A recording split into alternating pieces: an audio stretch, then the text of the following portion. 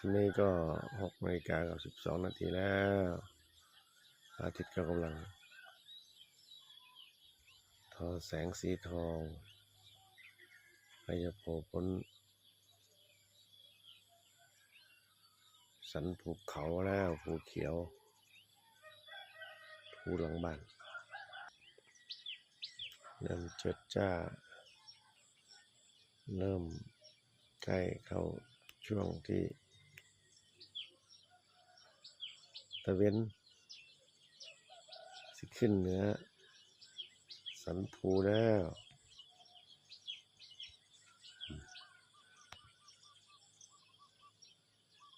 บรรยากาศเช้านี้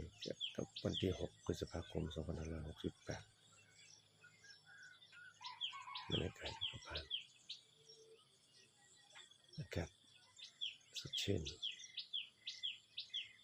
เย็นมากๆเลย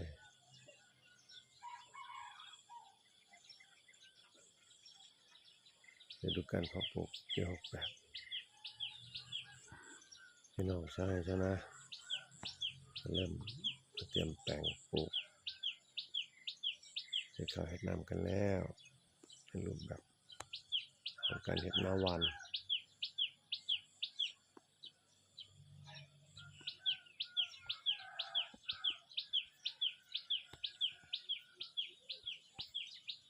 เอาทีนี้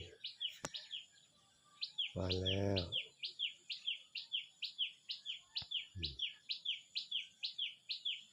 เก็บบักม่วงกันมานี่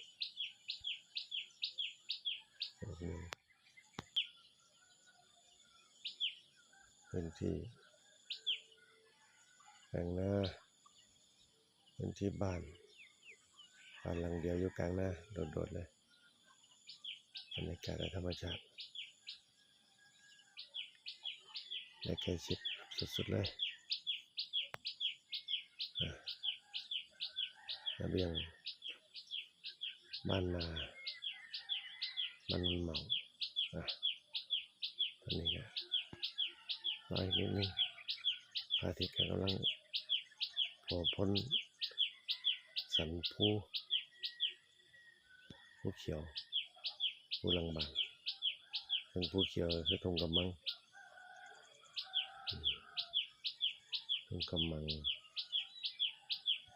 ในเขตพื้นที่เขตรักษาพันธุ์สัตว์ป่าภูเขียว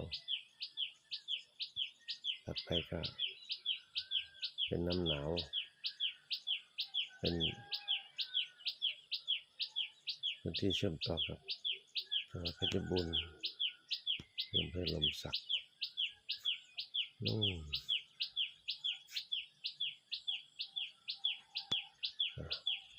โผล่มาแล้วพระอาทิตย์